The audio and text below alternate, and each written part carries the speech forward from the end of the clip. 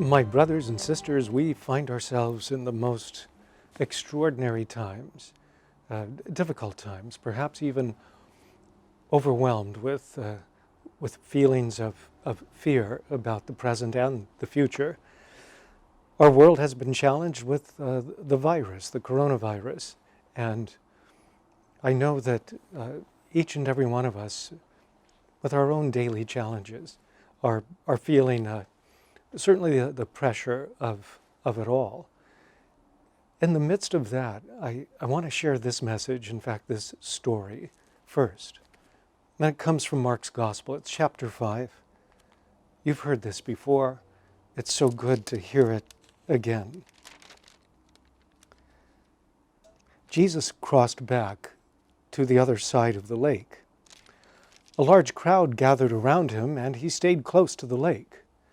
One of the officials of the synagogue, a man named Jairus, came near, and seeing Jesus, he fell at his feet and made this earnest appeal. "My little daughter is critically ill. Please come and lay your hands on her so that she may get well and live." The two went off together, and a large crowd followed, pushing against Jesus. He had not finished speaking when people from the official's house arrived saying, "Your daughter is dead. Why bother the teacher further?" Jesus disregarded the report that had been brought and said to the official, "Fear is useless. What is needed is trust." He would not permit anyone to follow him except Peter, James, and James' brother John. As they approached the house of the synagogue leader, Jesus was struck by the noise of people wailing and crying loudly on all sides.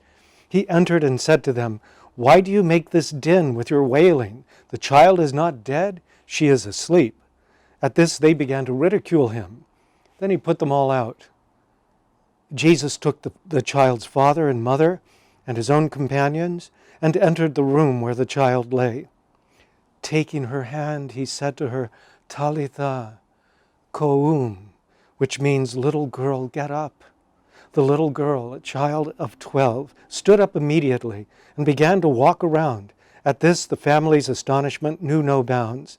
He enjoined them strictly not to let anyone know about it and told them to give her something to eat. The Gospel of the Lord. Praise to you, Lord Jesus Christ. It's so important to hear those words these days when we are easily distracted and maybe even overwhelmed, as I said, with feelings of fear and anxiety, trepidation. The words of Jesus, fear is useless. What is needed is trust. We still have our fears. I do, I know you do.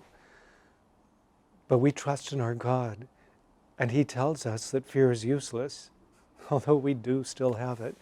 So we're trying to let it go and also move forward and do some things and do whatever we can to preserve the health, spiritual and physical, of our people, of all people, including ourselves.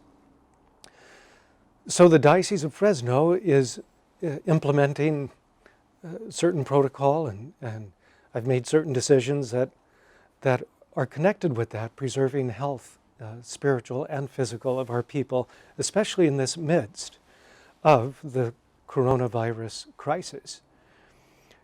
Beginning on this Monday, March the 16th, the celebration of the Holy Eucharist, of the Holy Mass, the sacrifice of the Mass, is going to be suspended here in the Diocese of Fresno, throughout the diocese. That's both weekday Masses and Sunday Masses. And I know this is a hard message. It is so hard. I can't even imagine how we will do this, how I will do this, and kind of live through that fasting from the Eucharist. But maybe that's the point. Maybe we are being asked to fast from that which is most holy and most important to us, the very bread of life, to refrain from partaking of that for a while, voluntarily doing that. And boy, will we be hungry at the end of that time. This time we're hoping it will only last until and through late evening on Sunday, March the 29th. Unless you hear otherwise from me. Could be extended, but we're hoping not. We really are trying to to preserve and hold on to our Easter celebrations and welcoming of new members into our church. And so we must pray, for all of that.